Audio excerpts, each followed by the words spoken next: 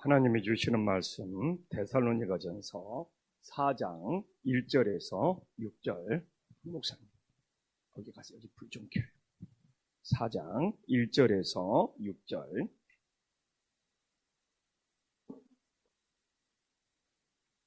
사장 1절에서 5절까지만 4장 한 절씩 교독하겠습니다.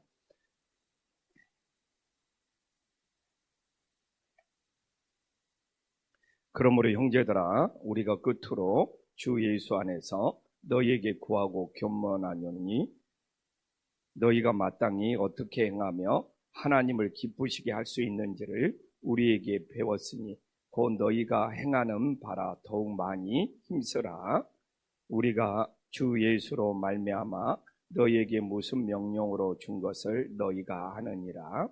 하나님의 뜻은 이것이니 너희의 거룩함이라. 곧 음란을 버리고 각각 거룩함과 존귀함으로 자기의 아내를 대할 줄을 알고, 함께 읽겠습니다. 하나님을 모르는 이방인과 같이 세욕을 따르지 말고.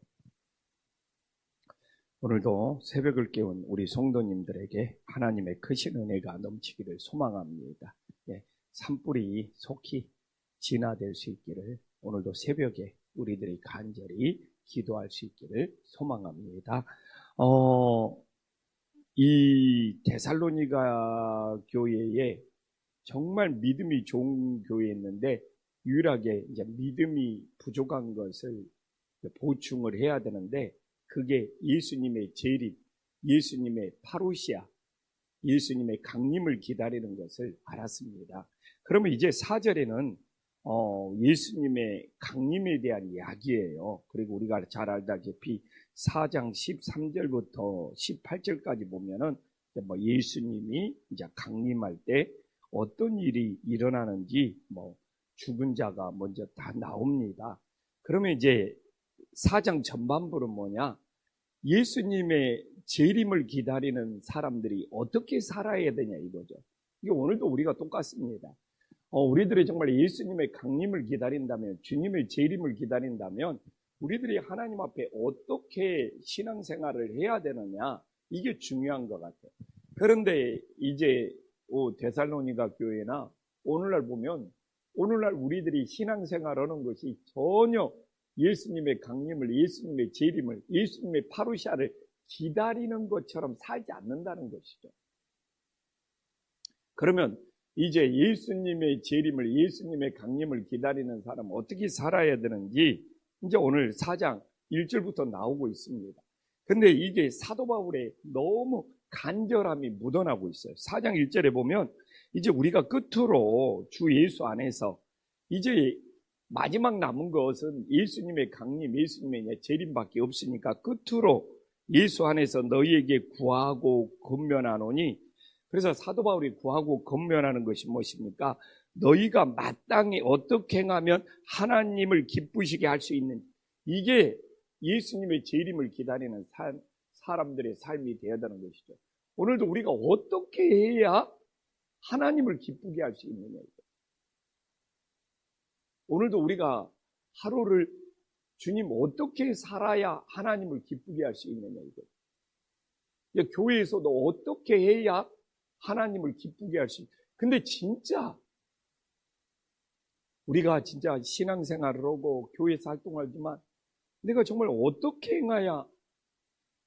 행하면 하나님을 기쁘시게 할 수 있는지에 대해서 우리가 너무 관심이 없는 것이 아닌가, 너무 놓치고 사는 것이 아닌가, 너무 그런 부분들에 대해서 생각이, 그래서 그냥 내 마음대로 화내고 내 마음대로 성질내고 내 마음대로 막 짜증내고 내 마음대로 하기 싫다고 그러고, 정말 내가 이것을 행하는 것이 정말 과연 하나님을 기쁘게 하시는 건가 하고 너무 연결이 없는 우리들의 신앙생활. 그리고 또 그냥 너무 그냥 주일날 하나님 앞에 나와서 그냥 눈도장만 찍고, 주일이니까 교회에 와서 그냥 살짝 예배만 드리고 떠나버리는, 그렇게 행하는 것이 하나님을 기쁘시게 하는 겁니다. 그냥 이게 진짜 이 현대교회에 너무 없어요. 내가 주일날 뭐 솔직히 우리 새벽 기도는 뭐 그런 예배에 뭐 늦게 와도 뭐 예배 중간에 막 무엇을 해도 내가 어떻게 행하는 것이 하나님을 기쁘시게 하는가에 대해서 너무 관심이 없는 거 아닙니까? 진짜 우리가 이 말씀을 있는 그대로 뭐 내가 예배를 어떻게 드리든 예배 시간에 늦든 예배 시간에 일찍 나가든 예배 시간에 딴짓을 하든 그리고 교회 와서 내가 어떤 행동을 하든 나의 이런 것들이 하나님을 기쁘시게 하는 건가와 너무 무관하고 관련이 없고 연결이 없고 이 신앙은 결국 예수님의 재림을 기다리는 것에 대해서 관심이 없는 것과 똑같다는 것이 사도 바울이 전하는 메시지인 거죠. 그래서 정말 저도 이 말씀 앞에 찔릴 수밖에 없죠. 오늘 하루를 살면서도 그냥 이 말씀, 너희가 마땅히 어떻게 행하면 하나님을 기쁘시게 할 수 있는지, 정말 이것이 있어야지 예수님의 재림을 기다리는 신앙, 주님의 다시 오심을 기다리는 신앙이 될 수 있다는 것. 근데 우리가 여기에 대해서 너무 놓치고 신앙생활을 하고 있지 않는지 저도 사실 찔리는 마음이 많습니다. 그래서 오늘 하루도 주님, 내가 어떻게 행하면 우리 주님을, 우리 주 예수님을 기쁘시게 할 수 있는지를 돌아보면서 그게 바로 내가 예수님의 재림을 기다리는 신앙과 연결된다는 것을 우리 가슴속에 기억할 수 있기를 간절히 소망합니다. 그래서 오늘 우리가 4장 2절을 보더라도 사도 바울이 전하는 말씀은 정말 누구로부터 시작되냐 이거죠. 누구로부터 시작되냐 이거죠.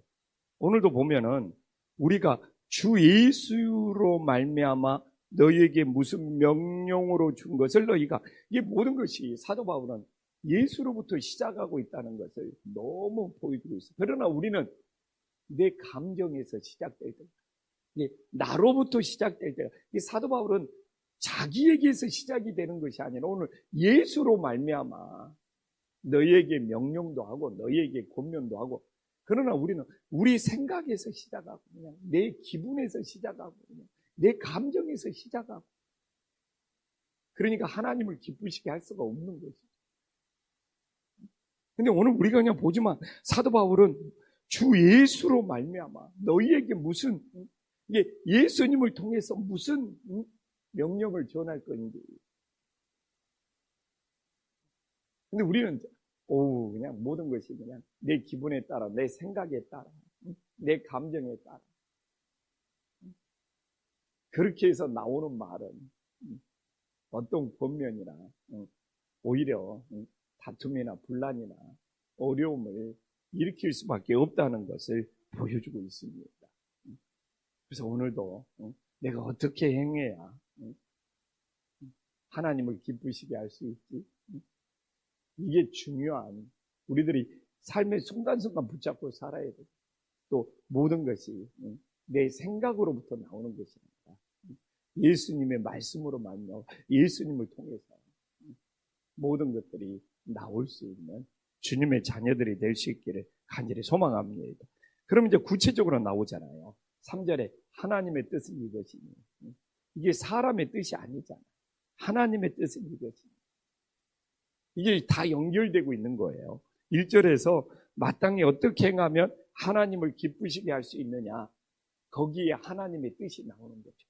또 2절에 우리 주 예수로 말미암아, 정말 무슨 명령을 내려야지 거기에 뭐가 나와요? 하나님의 뜻이 나오는 것이죠. 하나님의 뜻은 무엇입니까? 오늘 3절에도 나오고 4절에도 나오는데 예수님의 재림을 기다리는 하나님의 뜻은 무엇입니까? 거룩함이라. 여기서 거룩함이라는 것은 무엇입니까? 음란을 버려야 된다는 거. 근데 이렇게 우리가 알아야 되는 것이, 왜 거룩함인데 음란을 버려야 되는 거. 제가 이야기해서 아마 우리 몇 분 장로님들은 이 고린도 지역, 이 데살로니가 지역, 이 그리스 지역을 돌아다니면서 신전들이 엄청 많다는 것을 봤을 때, 신전들이 엄청 많습니다. 근데 이 신전들이 음란해요. 그게 문제인 거예요.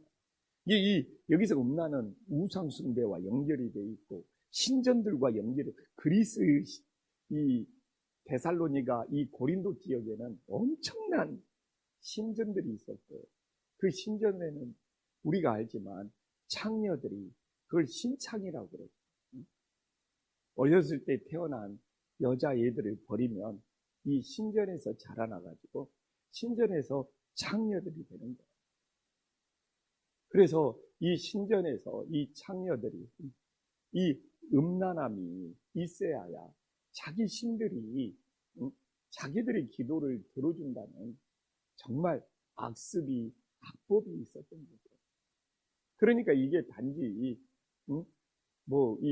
음란으로 끝나는 것이 아니라 이게 우상숭배나 이게 이단 종교나 이게 신전신앙하고 다 연결이 되어 있는 거예요. 이게 단순한 문제가 아니에요. 그러니까 이렇게 앞에 거룩함이라는 것이. 그래서 우리의 정말 기독교 신앙은, 재림을 기다리는 신앙은 세상의 음란함을 따라가는 것이 아니라 하나님 아버지 앞에 거룩함을 지키는 사람들이 진정 예수님의 재림을, 주님의 재림을, 하나님의 재림을 기다리는 신앙이 됨을 믿으시기를 간절히 소망합니다. 또한 4절에도 어떻게 나옵니까? 거룩함과 존귀함으로 자기 아내를 대할 줄 알고. 근데 여기서도 대단한 거예요. 우리가 이미 거룩함은 이야기했고, 근데 이게 존귀함으로 아내를 대한다는 것은, 이게 대단한 말씀이에요. 당시 제가 말하자면 어린아이와 정말 아내들은 당시 문화가 사람 취급을 안 하는 시대예요.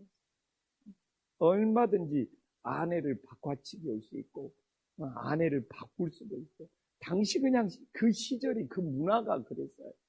그런데 그 시절에 예수님을 믿고 예수님의 재림을 기다리는 사람은 아내를 존귀하게 대한다. 이거 엄청나.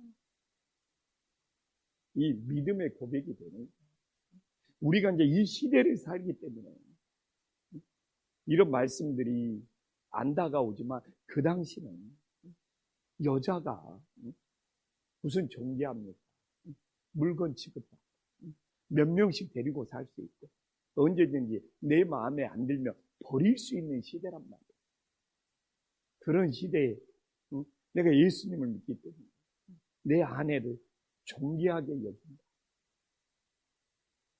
그러니까 지금도 남자들이 신앙생활을 하면서 자기 배우자를 존귀하게 여기지 않는다. 그 사람, 그 남자분이 어떤 직분, 어떤 신앙을 갖고 있든 내 아내를 존귀하게 여기지 않는다. 그러면 그 사람의 신앙이 진짜인지를 돌아봐요. 우리가 예수님을 진심으로 믿는다면 내 아내를 존귀하게 여기고 내 배우자를 존귀하게 여겨서, 그게 하나님의 뜻이고 그게 예수님의 재림을 기다리는 신앙이 됨을 믿으시기를 간절히 소망합니다. 또한 5절에 나오잖아요. 또 하나는 무엇입니까? 이방인과 구별된 사람을 살아야 돼. 하나님을 모르는 이방인이라고 그러죠. 우리가 하나님을 모르는 이방인과 구별된 삶을 살아야 된다. 오늘도 하나님을 모르는 이방인처럼 세욕을 쫓거나 자기의 욕망을 쫓거나 자기의 욕심을 쫓는 것이 아니라, 우리는 이미 하나님의 뜻을 따를 수 있는 믿음의 자녀들이 될 수 있기를 간절히 소망합니다. 우리는 여기 나와 하나님을 모르는 이방인, 이런 사람과 우리는 비교할 수가 없는 것이죠. 우리가 진짜 하나님을 안다면 우리는 세상 것을 쫓는 것이 아니라 욕망을 쫓는 것이 아니라, 오늘도 주님의 거룩함을 쫓고 주님의 뜻을 쫓고 주님의 존귀함을 쫓을 수 있는 하나님의 자녀들이 될 수 있기를 간절히 소망합니다. 그래서 오늘도 새벽을 깨어 기도하면서 우리가 하나님을 모르는 이방인과 다르게 어떻게 살아야 하는지 이 새벽에 기도할 수 있는 믿음의 자녀들이 될 수 있기를 간절히 소망합니다. 기도하겠습니다. 하나님 아버지, 이제 사도 바울은 진짜 예수님의 재림을 기다린다. 예수님의 강림을 기다린다. 우리들이 어떻게 살아야 하는지 우리들에게 전해주고 있습니다. 주님, 오늘도 어떻게 행해야지 하나님을 기쁘시게 할 수 있습니다. 이게 예수님을 믿는, 예수님을 사랑하는 우리들의 최고의 기도의 제목이 되게 하여 주시옵소서. 오늘도 소중한 하루를 주셨습니다. 오늘 내가 어떻게 행해야 하나님을 기쁘시게 할 수 있는지, 또한 주일날 아버지 집에 또한 교회에 와서 예배를 드리면서 어떻게 행해야지 하나님을 기쁘시게 할 수 있는지, 이게 바로 주님을 사랑하는 진짜 믿음이 됨을 깨닫게 하여 주시옵소서. 하나님 아버지, 모든 것이 나로 말미암아 시작이 되는 것이야. 모든 것이 예수님으로 말미암아 시작이 될 수 있는 믿음의 자녀들이 되게 하여 주시옵소서. 오늘도 하나님의 뜻은 무엇입니까? 거룩함입니다. 우리가 하나님의 뜻대로 거룩하게 살아가게 하여 주시옵시고, 하나님을 모르는 이방인들과 구별된 삶을 살아갈 수 있는 믿음의 자녀들이 되어지게 하여 주시옵소서. 주님, 정말 우리들이 겉모양만 있는 신앙이 되자, 정말 우리들이 흉내만 내는 믿음이 되자, 정말 우리들이 주여 주여 부르기만 하는 신앙이 되지 않게 하여 주시옵시고, 정말 우리 속까지도 진짜 주님을 사랑하기에 오늘도 주님을 기쁘시게 할 수 있는 복된 한날이 되어지게 하여 주시옵소서. 예수님의 이름으로 기도 올리옵나이다. 아멘.